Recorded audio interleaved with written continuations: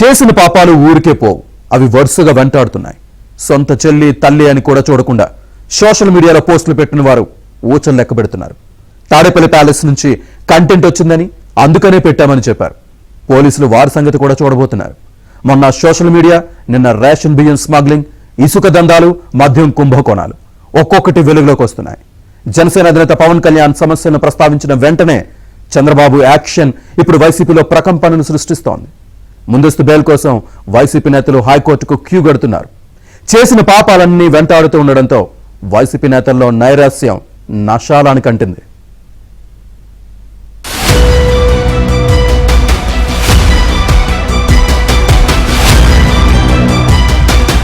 రాష్ట్రంలో 5 సంవత్సరాల పాటు అధికారాన్ని చెలాయించి అరాచకాలకు పాల్పడడమే కాకుండా అడ్డు వచ్చిన వారిని, ప్రశ్నించిన ప్రతి వారిపై కేసులు పెట్టి వెంటాడి వేధించిన వైసీపీ నేతలు సోషల్ సైకోల పాపం పండింది.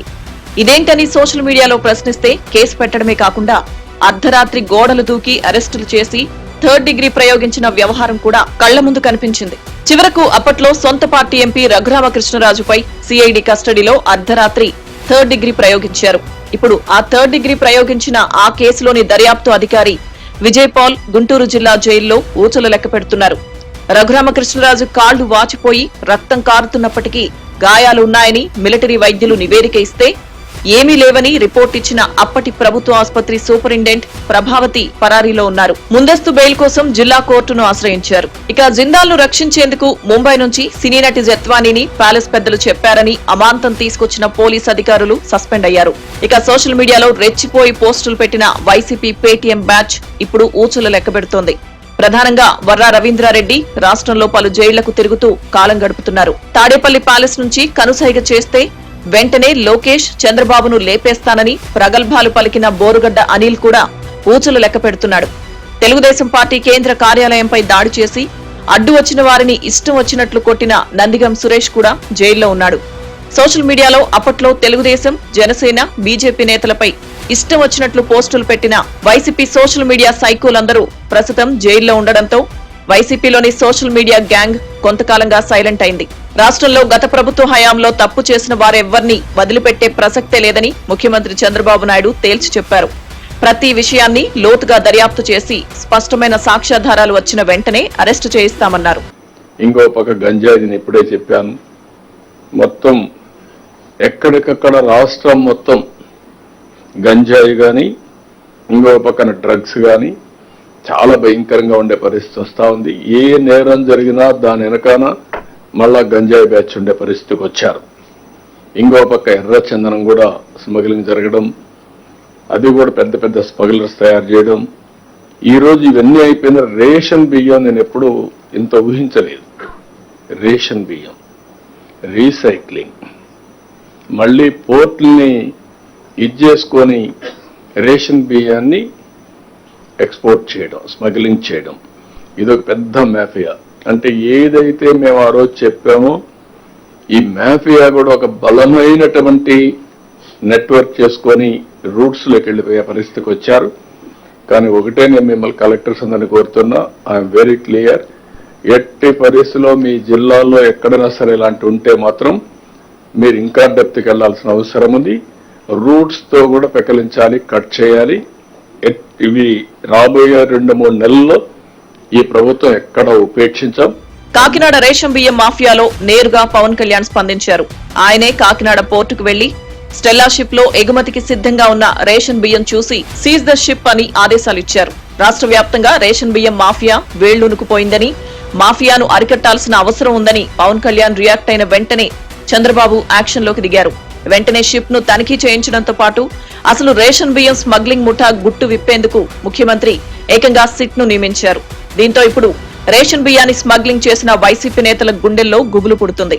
ఇందులో ప్రధానంగా కాకినాడ వైసీపీ మాజీ ఎమ్మెల్యే ద్వారంపూడి చంద్రశేఖర్ రెడ్డి, అతనితో కలిపి రేషన్ బియ్యాన్ని ఆఫ్రికా దేశాలకు స్మగ్లింగ్ చేయించిన ముఠాలు బెంబేలెత్తిపోతున్నాయి. అన్ని దారులు కాకినాడ వైపు చూపిస్తూ ఉండడంతో ఇప్పుడక్కడ స్మగ్లింగ్ కు పాల్పడిన నేతలు వణికిపోతున్నారు. గంజాయి మాఫియాలోనూ వణుకు మొదలైంది. Kakinada 3 check post honourable minister civil supply Nadella Manohar గారు వెళ్ళి 3 చెక్ పోస్టులు పెట్టిన తర్వాత కూడా చాలా ఇష్టారాజ్యంగా స్మగ్లింగ్ రవాణా జరుగుతూ ఉంటే we don't know whom to blame. Straight ఈజీగా పాయింట్ చేసేయచ్చు కానీ fingers, it is the collector's responsibility, it is the SP's responsibility. How come they had ignored? I mean, it's quite disappointing for us. Into మాకైతే పర్లేదు, we're not here for making money, we're do something. ముఖ్యమంత్రి గారు మొత్తుకుంటా ఉన్నారు ఇసుకని stream line చేద్దామని చెప్పి. మా అందరికీ కూడా క్యాబినెట్ కలీగ్స్ కానీ ఎమ్మెల్యేస్ కానీ అందరికీ మీకు స్ట్రిక్ట్ వార్నింగ్ అందరికీ కల్పించుకుంటే మీ అందరికీ స్ట్రింజెంట్ యాక్షన్స్ ఉంటాయని. Then what is stopping you to do it? And we're here to do good for people and we need your support and we're committed.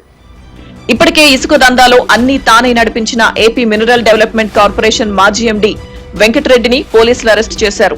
ACB ఈ కేసులో సరైన రీతిలో వ్యవహరించలేదనే ఆరోపణలున్నాయి. వెంకటరెడ్డికి బెయిల్ రావడం, అతను జైలు నుంచి విడుదలైపోయారు. రాష్ట్ర ఖజానాకు భారీ నష్టం వాటిల్లడమే కాకుండా చివరకు సుప్రీంకోర్టు, జాతీయ హరిత ట్రిబ్యునల్ హెచ్చరికలు, జరిమానాల వరకు వెళ్లింది. ఈ కేసులో మరికొందరి అరెస్టుకు రంగం సిద్ధమవుతోంది. ఇక మద్యం కుంభకోణం వ్యవహారంలో సిఐడి దూకుడుగానే ఉంది. సాక్ష్యాధారాలను పూర్తిగా సేకరించిన తర్వాత మద్యం కుంభకోణం వ్యవహారంలో అరెస్టులు ప్రారంభమయ్యే అవకాశం ఉంది.